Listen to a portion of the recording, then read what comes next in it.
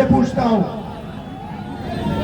अगर परिवार में लड़ाई होती है, भाई ठहर जाओ, अगर परिवार में लड़ाई होती है, एक भाई दूसरे भाई को मारता है, तो वो परिवार मजबूत होता है, कमजोर होता है? कमजोर होता है। तो अगर देश को कोई कमजोर करता है, तो देशभक्त का काम क्या होता है? देश को बचाना, नफरत को मिटाना, डर को मिटाना, हिंसा को मिटाना। यही लक्ष्य भारत छोड़ो यात्रा का था।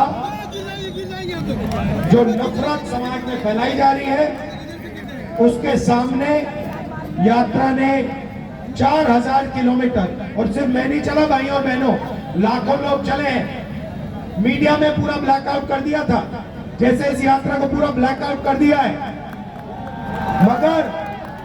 मगर देश के दिल के अंदर, आत्मा के अंदर, डीएनए के अंदर यात्रा का मैसेज गया,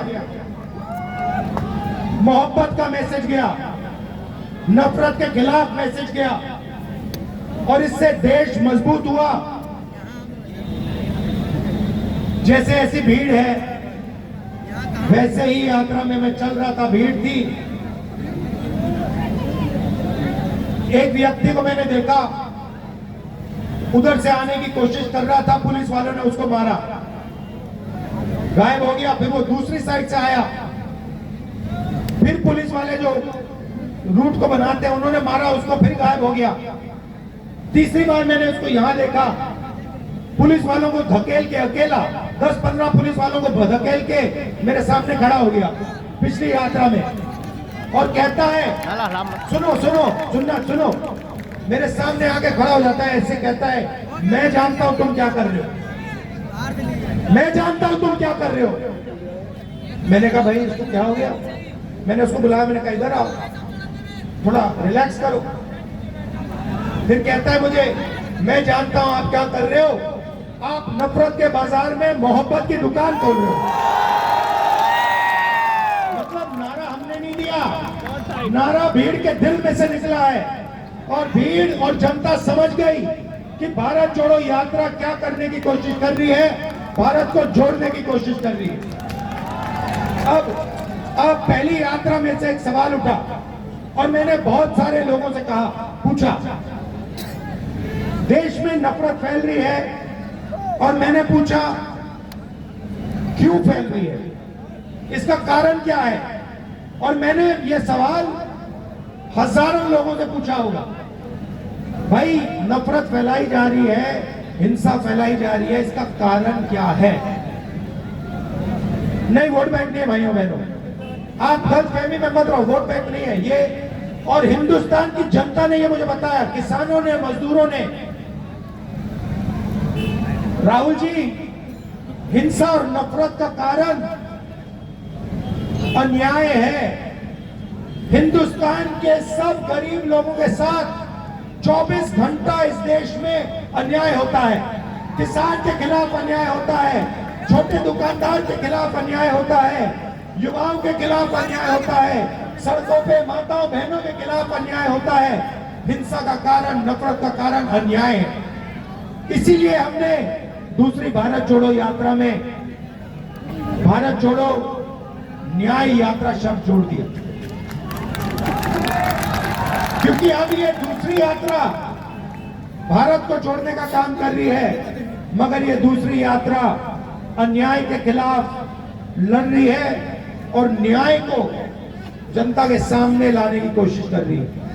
अब मैं आपसे एक सवाल पूछना चाहता हूं, यहां पे शांत हो जाए थोड़ा, यहां पे बहुत सारे लोग हैं, यहां पे हिंदुस्तान में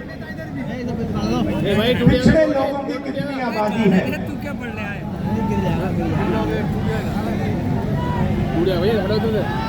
कितनी आबादी है? कितनी है? पिछड़ों की 50% आबादी है, ठीक है? ठीक है। दलितों की कितनी आबादी है? 5% नहीं भाई, 15%। सब माइनॉरिटी को मिला दो, सिख, मुसलमान, क्रिश्चियन, जैन सबको मिला दो, इनकी कितनी आबादी है? 15%। आदिवासियों की आबादी कितनी है? 8%। 50 और 15 कितना होता है? 65 और 15 कितना होता है? 80 और 8 कितना होता है? 88 ना? ठीक है, तो इन सबको मिलाओ तो 88% इनकी आबादी है, तकरीबन 90%। ठीक है, अब मैं आपसे पूछना चाहता हूं, हिंदुस्तान के सबसे 200 बड़ी कंपनियों के मालिकों की लिस्ट निकालो। ठीक है, उनमें से 90% के कितने मालिक बताओ? कितने? एक भी नहीं। छोड़ो, शायद आप लोग 90% लोग कहते हैं भैया हम हिंदुस्तान की सबसे बड़ी कंपनियों के मालिक नहीं बनना चाहते, तो फिर मैं आपसे पूछूंगा, ठीक है मालिक नहीं बनना चाहते, मालिक बनने का दम नहीं है, तो फिर मैनेजमेंट में आपके लोग कितने हैं? 0। तो प्राइवेट कंपनियों, सबसे बड़ी प्राइवेट कंपनियों में आपका एक आदमी मालिक नहीं, आपकी सीनियर मैनेजमेंट में एक बंदा नहीं। ठीक है, अब आप कहो, पता नहीं शायद कहो कि भैया 90% को प्राइवेट कंपनी में नहीं, कुछ नहीं चाहिए। ठीक है, फिर मैं आपसे पूछता हूं, ये मीडिया वाले जो घूम रहे हैं, मीडिया वाली कंपनी जो है सबसे बड़ी कंपनियां हैं, इनमें से 90% के मालिक कितने? कितने? 0। ठीक है, बड़े बड़े रिपोर्टर के नाम देखो, ये सब के नाम लिस्ट निकालो, इसमें से 90% के कितने? कितने? 0। ठीक है, आप कहोगे भैया हमें हिंदुस्तान की सबसे बड़ी कंपनियों में भागीदारी नहीं चाहिए, हमें मीडिया में भी भागीदारी नहीं चाहिए। मैं कहता हूं गलत है, मगर शायद आप लोगों के दिल में यही है। तो फिर मैं आपसे पूछूंगा भैया प्राइवेट अस्पतालों की लिस्ट निकालो, डॉक्टरों की लिस्ट निकालो, इसमें आपके कितने लोग? कितने लोग? 0। फिर मैं कहूंगा भैया पता नहीं क्या हो गया, 90% ना प्राइवेट अस्पताल चलाना चाहता है, ना कंपनियों में भागीदारी चाहता है, ना मीडिया में चाहता है। फिर मैं कहूंगा ठीक है भैया चलो, आईएएस में आपके कितने? हिंदुस्तान के बजट को 90 लोग चलाते हैं। ठीक है, अलंकार वो यूपी वाली लिस्ट निकालो, यूपी वाली, ब्यूरोक्रेट वाली।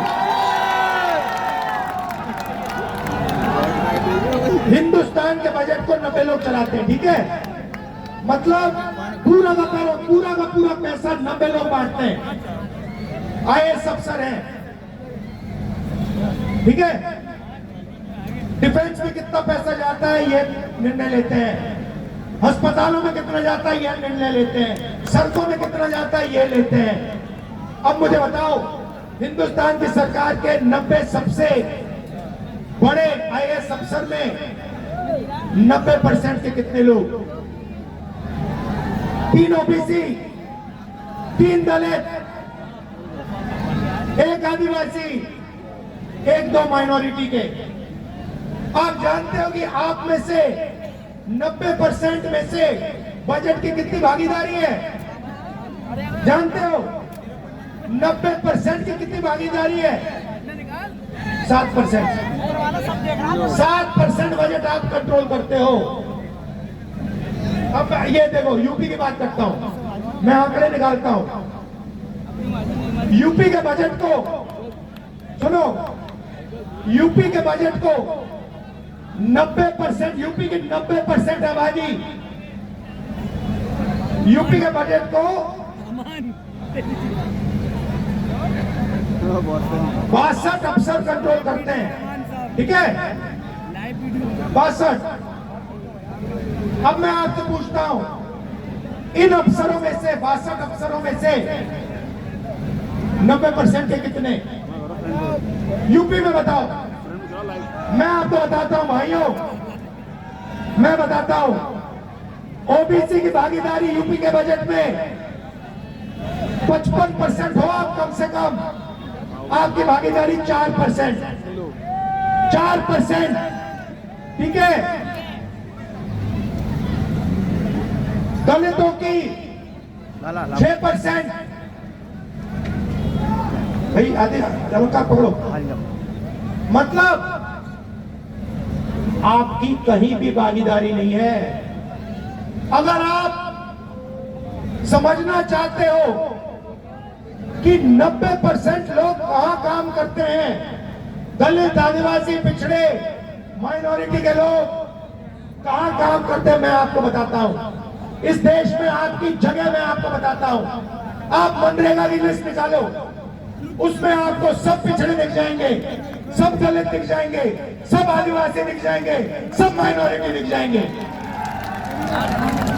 आप कॉन्ट्रैक्ट लेबर की लिस्ट निकालो, शानदार, बिल्कुल शानदार, क्योंकि सच शानदार होता है। आप कॉन्ट्रैक्ट लेबर की लिस्ट निकालो, आप सफाई कर्मचारियों की लिस्ट निकालो, आप कॉन्ट्रैक्ट लेबर की लिस्ट निकालो, उसको देखो, उसमें आपको मिलेंगे दलित, मिलेंगे आदिवासी, मिलेंगे माइनॉरिटी, मिलेंगे पिछड़े, मिलेंगे। ये सच्चाई है हिंदुस्तान की।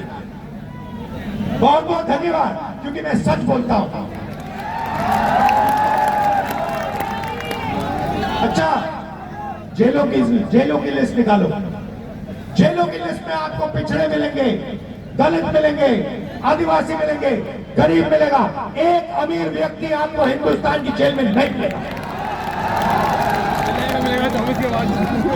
16 लाख करोड़ रुपए नरेंद्र मोदी ने सबसे बड़े अरबपतियों का कर्जा माफ किया। मुझे बताओ, मजदूरों का कितना कर्जा माफ किया, किसानों का कितना माफ किया, बेरोजगारों को कितना माफ किया?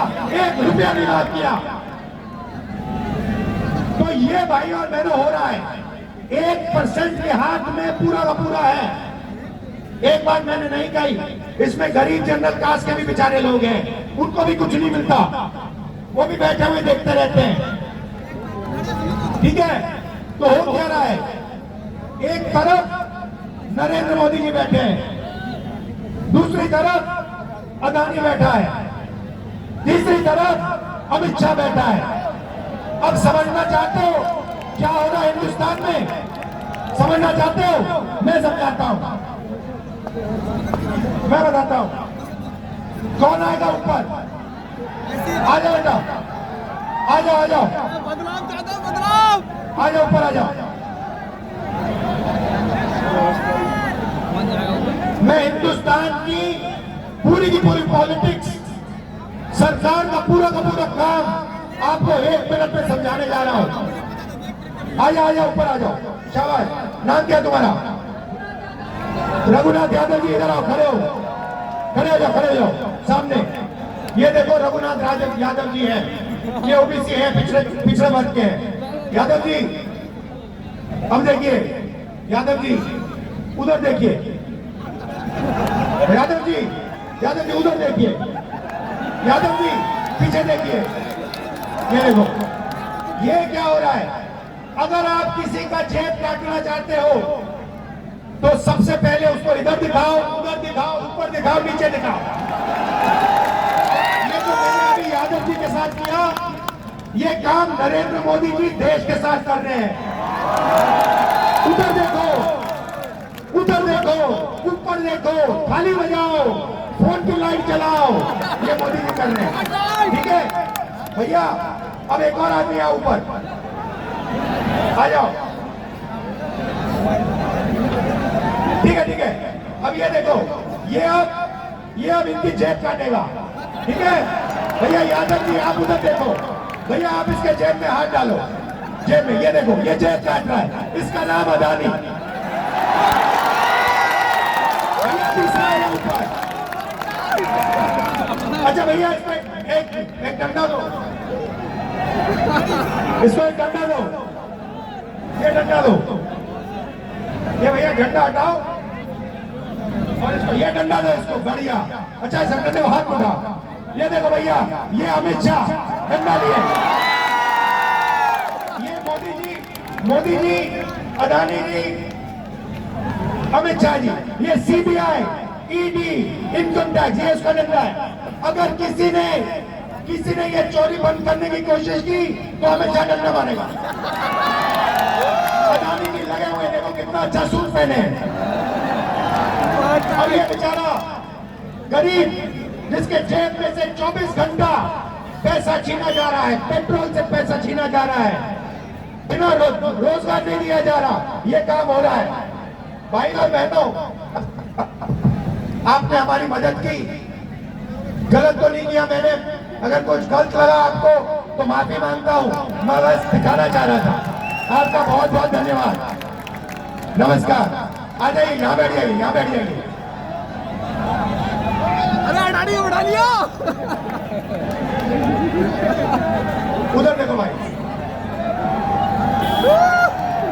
भारत छोड़ो, भारत छोड़ो। धन्यवाद भैया, बहुत अच्छा लगा आपसे मिलकर। जय जवान। वो दे देगा आपको भैया। हाँ, शाबाश।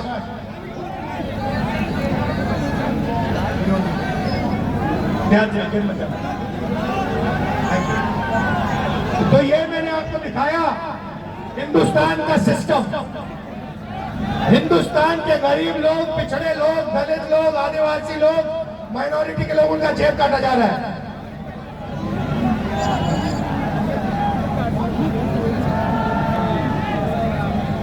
जेब काटा जा रहा है। अब देखो, आखिरी बात आपसे कहना चाहता हूं। यहाँ पे जो पुलिस वाले बैठे हैं, सबसे पहले मैं आपका धन्यवाद करना चाहता हूं। आपने आज धक्के खाए और जो आपको धक्के लगे उसके लिए मैं माफी मांगता हूं। मगर ये जो है पुलिस वाले, भैया धकेलो मत भाई, समझाएंगे। ये जो पुलिस वाले हैं, ये पुलिस में जब जाते हैं तो ये देश सेवा करने के लिए जाते हैं। सही, ये देश सेवा करने के लिए जाते हैं। ऐसे ही लाखों लोग सुबह उठ के 5 बजे सुबह रनिंग करते हैं, पुशअप करते हैं, पुलअप करते हैं सेना में जाने के लिए। जो इनके देश में, इनके दिल में भावना है देशभक्ति की, वही भावना सेना में होती है। वही भावना लाखों युवा सुबह उठ के रनिंग करते हैं आर्मी में जाने के लिए। सही। अब देखिए उनके साथ क्या किया गया। अभी पेपर आउट भी बोलूंगा। ये लाखों लोग सुबह उठते हैं, सेना में जाने की कोशिश करते हैं। अब नरेंद्र मोदी जी नई योजना लाए हैं, अग्निवीर। अग्निवीर कहती है कि हिंदुस्तान में 2 तरीके के शहीद होंगे। एक होगा जनरल रेगुलर आर्मी वाला, अगर वो शहीद होगा उसे शहीद का दर्जा मिलेगा। और दूसरा होगा अग्निवीर, अगर वो शहीद होगा उसे कोई शहीद का दर्ज नहीं मिलेगा, उसको उसकी लाश को वापस घर भेज दिया जाएगा। उसे ना कोई, उसके परिवार को ना कोई पेंशन मिलेगी, ना कोई मदद मिलेगी, और उसको शहीद का दर्जा नहीं मिलेगा। भाई और बहनों, ये शर्म की बात है। लाखों लोग हिंदुस्तान में आर्मी में जाकर देश सेवा करते थे, उनको इज्जत मिलती थी, उनको पेंशन मिलती थी, उनको कैंटीन मिलती थी, और उनको शहीद का दर्जा मिलता था। अब बीजेपी ने यह छीन लिया। 4 में से 3 युवाओं को वापस भेजेंगे, और आप देख लेना, लिख के ले लो, वो जो वापस आएंगे ना, वो सारे के सारे जो अग्निवीर निकाले जाएंगे, वो सारे के सारे गरीब होंगे। उनमें से एक अमीर बंदा नहीं निकाला जाएगा। एग्जाम के बाद आप जानते हो ये नया धंधा चला है। आपसे एग्जाम कराते हैं, आप पढ़ाई करते हो, आप अपना पैसा निकाल के प्राइवेट कॉलेज यूनिवर्सिटी में ट्यूशन सेंटर में डालते हो। उसके बाद सुबह उठते हो, एग्जाम करने जाते हो। वहां पे एग्जाम में आपको किसी और का मोबाइल फोन दिखता है, उस पे पूरा का पूरा क्वेश्चन पेपर दिखाई दे जाएगा। ये इसका लक्ष्य क्या है कि ये जो रोजगार मांग रहे हैं, सरकारी जॉब मांग रहे हैं, इनका टाइम जाया करो, इनका बेवकूफ बनाओ।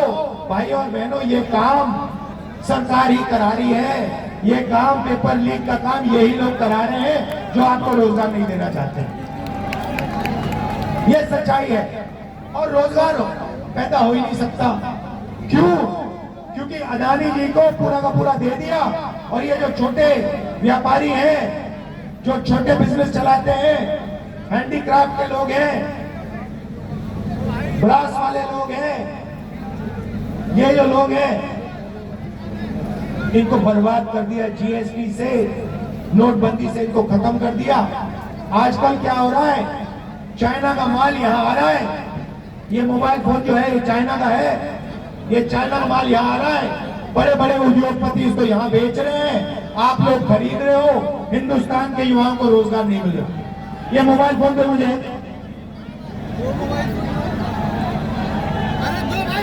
ये देखो, ये है मेड इन चाइना। मैं चाहता हूं इससे चाइना के युवाओं को फायदा होता है, और इससे अदानी जैसे अरबपतियों को फायदा होता है। चाइना का माल यहाँ बेचते हैं। मैं चाहता हूं सबसे पहले कि हिंदुस्तान के युवा इस फोन को हिंदुस्तान में बनाए। और एक दिन ऐसा है, प्रियंका भाई पकड़ो, एक दिन ऐसा है कि मैं यहाँ अलीगढ़ आऊं 10 साल बाद, 6 साल बाद, और इसके फोन के पीछे देखूं लिखा हो मेड इन अलीगढ़।